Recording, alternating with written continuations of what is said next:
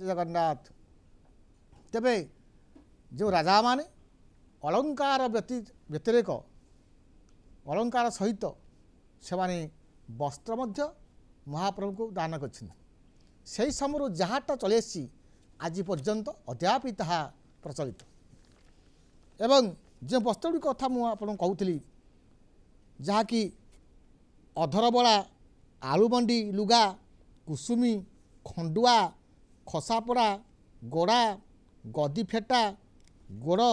चंदन गुड़ा पागपटी फतेई तड़प पतनी फुटा बारलागी पट्टवस्त्र बैराणी माधावली सज जाऊली करड़ा मुकुसाबादी कांथ मोड़ा सिरी कपड़ा फुलफुलिया खदी फुलफुरिया खदी जामा झलक झोलीलुगा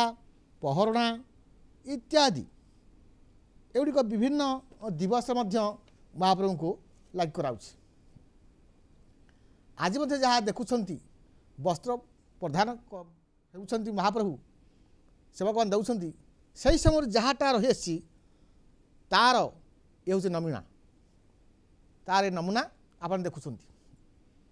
जो परंपरा पारंपरिक रीति यहाँ चली ये तो सब परंपरा पारंपरिक रीति आप जानते तेणु ये जो श्रीजगन्नाथ महाप्रभुंर संस्कृति या तीनोटी पर आधारित गोटे हूँ प्रथमटे हूँ शास्त्रीय मत शास्त्रोचित मत उपर चली आ गोटे परंपरा पारंपरिक रीति अनुसार चली आउे अच्छी लोककथा किंवदंती अच्छी ये तीनोटी मत को लेकिन श्रीजगन्नाथ संस्कृति आज प्रचलित तेरे आज दिन जो महाप्रभु अलंकृत होती एवं सुना अलंकार विभूषित होगा सहित जो वस्त्र मान प्रदान कर समय राजा माने जहाँटा देइछंती बा से समय सेवक माने महाप्रभु को बा जीव मान को जो वस्त्र दान कर वस्त्र पिंधे लगी आज प्रचलित जो आपण मान आगे आम कहलु तो महाप्रभु होती जो राजराजेश्वर जो राजाधिराज से महाप्रभुंकर कथा अवर्णनीय बा अनिर्वचनीय श्रीजगन्नाथ महाप्रभु कर अनेक जो रही जो अलंकार गुड़िक से अलंकार गुड़िक जो विभूषित होती या से जो माने निर्माण कर से कारीगर तो बर्तमान नहांती से कारीगर मिलबेनी महाप्रभु को जो भाई सुंदर जिनिस तैयारी कराई महाप्रभु सुंदर तांकर अलंकार गुड़िक जो निर्माण कर अत्यंत सुंदर तो सर्वांग सुंदर सी कौन सीमाबद्ध से आबद्ध नुहति केवल जे तांको देखिबा पाई तांको रूप को चिन्हिबा पाई ये मात्र कराई ये मानवला मनुष्य महाप्रभु कर महाप्रभु होती मानवीय बा मनुष्य ढंग से सब चली मनुष्य भल पाती कहीं ना जेते जीव अच्छा सकल जीव जगत मध्य मनुष्य सर्वश्रेष्ठ जहाँकि दुर्लभ जन्म आकर 4,84,000 जाति जीव जल थल नभवासी सिय राममय सब जग जानी करऊँ प्रणाम जोरी जोग पानी आकर 4,84,000 जीव अच्छा केतक मतरे 56 कोटी जीव कहुई तेणु सन्त भीम भाई से 56 कोटी जीव कथा कहते तेज जहाँ जिते जीव था सकल जीव जगत मध्य मनुष्य सर्वश्रेष्ठ प्राणी दुर्लभ जन्म अनेक जोनि परिभ्रमण कर सारापर जन्म सरला परिशेष जीव मनुष्य प्राप्त होता है। आज जे मनुष्य कालु हुए तो मनुष्य पर तार किसी कहीहब नहीं तार कर्म अनुसार से फल पाइब हुए तो अन्य कौन जोन से जन्म ग्रहण करें जदि से सुकृत थी कर्मफल थी सुकृत फल से प्राप्त हो तेरे दुर्लभ जन मनुष्य बुद्धिजीवी भगवान मनुष्य भल पाते कहीं मनुष्य सर्वश्रेष्ठ प्राणी से भक्त मनुष्य ज्ञानी मनुष्य देहे दिव्य ज्ञान देखी संतोष भगवान ए मनुष्य देह दिव्य ज्ञान देखिले भगवान संतुष्ट होता जैसा न विद्या न तपो न दान ज्ञान न सुलंग न शिलंग न गुण न धर्म ते मृत्युलोके भूविभार भूता मनुष्य रूपेण मृगाश्चरन्ति जैसा न विद्या न तपो न दान जो मानकर तप तपस्या नहीं ध्यान नहीं भगवान प्रति न दान दान नहीं न शील न गुण न धर्म शील चरित्र स्वभाव नहीं गुण नहीं सद्गुण संपन्न नुहति धर्म नहीं धर्म भावना नहीं न गुण धर्म ते मृत्युलोक विवाह होता से मृत्युलोक भारत सब देखो दीप जलुची प्रज्वलन कराऊँ यह हूँ दीप लिहान शिखा आज ये संसार को निदर्शन देउछि हे मनुष्य समाज अज्ञान रूपक अंधक दूरीभूत ज्ञान आलोक तो प्राप्त हो आज अज्ञान रूपक अंधक दूरीभूत कर ज्ञान आलोक को वितरण कर दीप दीपं ज्योति परं ब्रह्म दीपं ज्योति जनार्दन दीपं ज्योति हरत पापं महादीपक नमस्ते ये संध्या दीप बोली जहाँ कह तेणु यो ये समस्त गुणर अधिकारी होती मनुष्य ये मनुष्य नहीं तेबे से मनुष्य नुह मनुष्य रूपेण मृगा आसती मनुष्य रूप से मृग पशु भाई आचरण से करती तेणु भगवान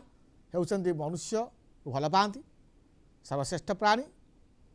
मनुष्य तले सबु प्राणी से मानवेला मनुष्य प्रकटन कर पुरुषोत्तमाक्षं सुमहत् क्षेत्रं परम पावनम जत्रास्त दारव तनु श्रीशो मानुषल्या पुरुषोत्तमाक्षं सुमहत् पुरुषोत्तम जहाँ को कह सुमहत् क्षेत्र परम पावनम अति महत् क्षेत्र से क्षेत्र किए ना परम पावन क्षेत्र ये श्री पुरुषोत्तम क्षेत्र जत्रास्त जेउठारे से महाप्रभु दारव तनु दारु अर्थात काष्ठ रूप दारव तनु भई जे कि श्री मानुषल्या श्री भगवान श्री विष्णु से भगवान श्री विष्णु लक्ष्मीपति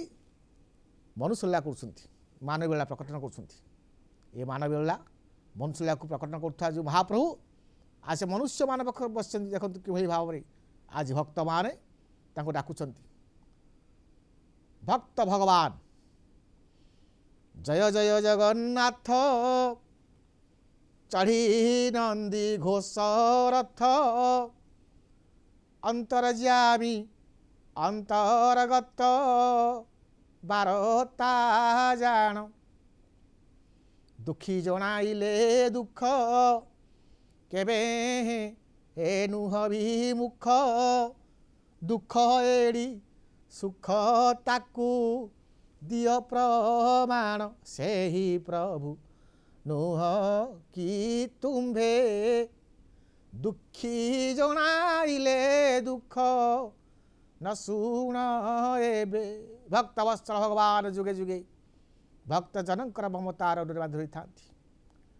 तेबे आज भक्त कौशन भगवान को महाप्रभु आपन दर्शन करने आज आम व्याकुलित व्यग्र कि भक्त देखंतु बिचरा से बिची लगी उष्णता अनुभूत हो कहीं ना परस्पर मध्य लगी लगी रही गुलुगुली होगा सत्वे गुलुगुली होची सत पाग अनुकूल अच्छी वर्षा नहीं तेणु आज भक्तर समागम घटी भक्त सब आस भगवान पाक तेणु महाप्रभु होती से भक्त पिपासु से अनेक अलंकार से अलंकृत होती किरीट पिंधुंट से किरीटा कौन मस्तक लगी हुए सुनार ବା ସ୍ୱର୍ଣ୍ଣ ନିର୍ମିତ ସେ ସୁନା ତିଆରି